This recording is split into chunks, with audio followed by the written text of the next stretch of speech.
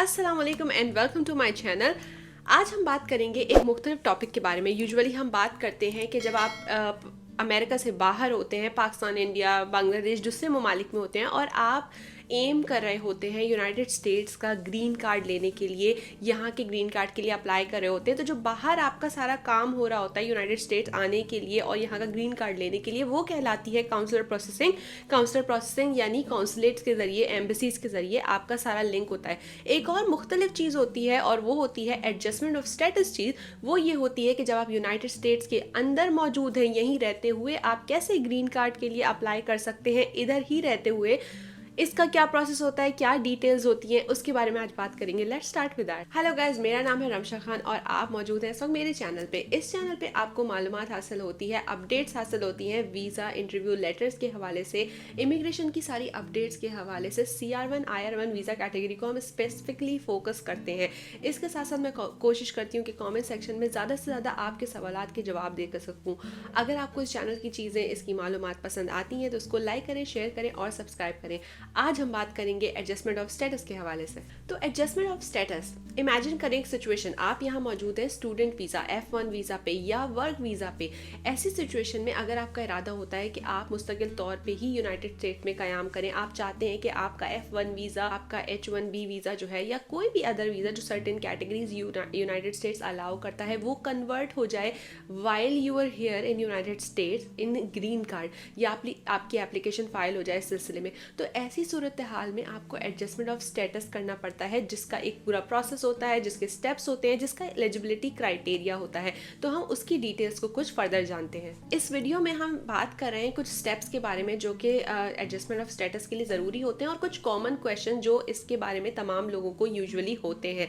Adjustment of status का जो पहला स्टेप होता है, सबसे ज़रूरी, वो ये होता है कि आपको अपना एलिजिबिलिटी क्राइटेरिया चेक करना होता है, क्योंकि डिफरेंट कैटेगरीज को ही जो है वो US इमिग्रेशन अथॉरिटीज़ अलाउ करती हैं कि वो अपने स्टेटस को चेंज करवा सकते हैं ग्रीन कार्ड के अंदर। तो सबसे पहले जो चेक करना होगा वो चेक करना होगा आपको कि आप किस कैटेगरी में फ़िट होते हैं, आया आप एलिजिबल हैं या नहीं है। इसके लिए मैं आपको USCIS की वेबसाइट से ये लिंक अपनी स्क्रीन पे शेयर कर रही हूँ, इस पे जाइए और जो आपके लिए कैटेगरी मौजू हो उसके हवाले से चेक कीजिए। इसका जो दूसरा स्टेप होता है वो यही होता है कि जो आपका स्पॉन्सर है, जो आपको ग्रीन कार्ड के लिए स्पॉन्सर करेगा, उसकी तरफ से आपके लिए एक पिटिशन फाइल हो सके। अब फिर हम बात करेंगे कि कैटेगरीज डिफरेंट होती हैं एडजस्टमेंट ऑफ स्टेटस के लिए। For a family green card आपको जो है वो I-130 का फॉर्म फिल करना होता है। एक एम्प्लॉयमेंट बेस्ड एप्लीकेशन जो होती है कि अगर एम्प्लॉयमेंट के थ्रू आपको स्पॉन्सरशिप मिल रही है फॉर द ग्रीन कार्ड, तो उसके लिए आपको I-140 का फॉर्म फिल करना होता है।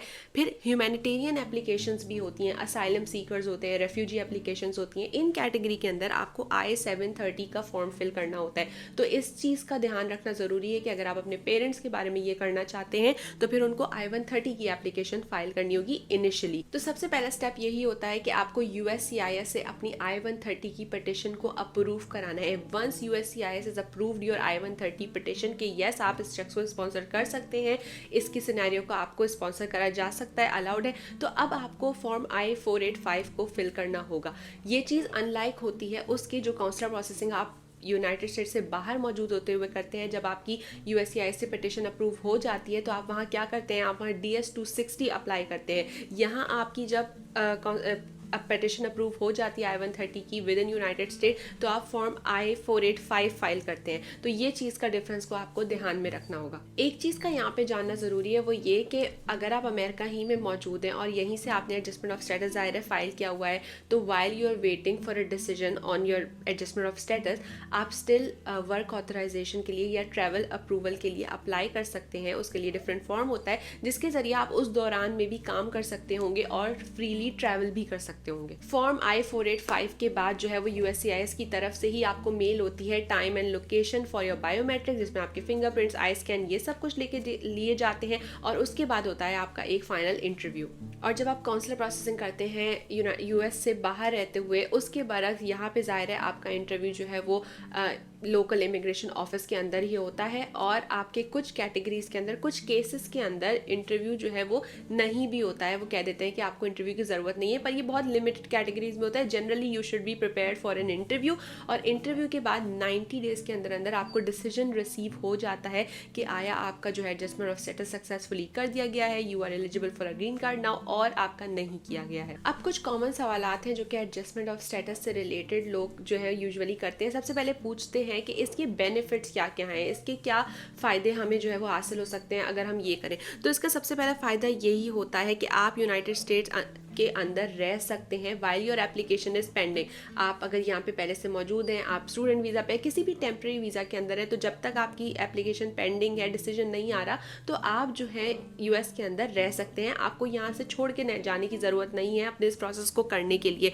इसके साथ साथ आपको जो है वो वर्क भी अलाउ होता है सर्टेन सिचुएशंस के अंदर, और इसके साथ साथ आप अपने स्पाउस और अनमेरिड चिल्ड्रन को जो कि 21 साल की उम्र से कम तक के हों, अपनी एप्लीकेशन में उनको भी शामिल कर सकते हैं। यानी कि अगर मतलब आपके फादर की एप्लीकेशन फाइल हो रही है, तो आपके जो 21 ईयर्स से यंगर उनके बच्चे होंगे, वाइफ होंगी, वो भी इस एप्लीकेशन के अंदर शामिल हो सकते हैं। ये भी एक सवाल होता है कि जब हम एडजस्टमेंट ऑफ स्टेटस को अप्लाई करते हैं तो हम उसको किस तरह एडजस्ट कर सकते हैं, हमें क्या चीज़ें ज़रूरी चाहिए होती हैं। तो आपको बहुत सारे डॉक्यूमेंट चाहिए होते हैं। दो मेन चीज़ों का ध्यान रखें, आपको ये प्रूफ करना होता है कि आप जो है वो यूएस के अंदर आपकी एंट्री अलाउड है, आप जो है वो यूएस के अंदर आ सकते हैं। जाहिर सी बात है, आप यूनाइटेड स्टेट्स के अंदर रह रहे हैं, तो उनको ये चीज़ देखनी होती है कि आपका जो एडमिशन है वो अप्रूव है, और इसके साथ साथ आपको ये भी देखना होता है कि आप एक इमिग्रेंट वीज़ा के लिए एलिजिबल हैं। यानी आपकी डॉक्यूमेंटेशन और एविडेंस, आपका स्पॉन्सरशिप से आप कुछ ये शो करेगी कि you are admissionable into US and also you are eligible for an immigrant visa। एक कॉमन सवाल ये भी होता है कि जो ये इंटरव्यू होता है एडजस्टमेंट ऑफ स्टेटस का, AOS का, तो इसके लिए हमें क्या माइंड में रखना चाहिए, कैसे प्रिपेयर होना चाहिए।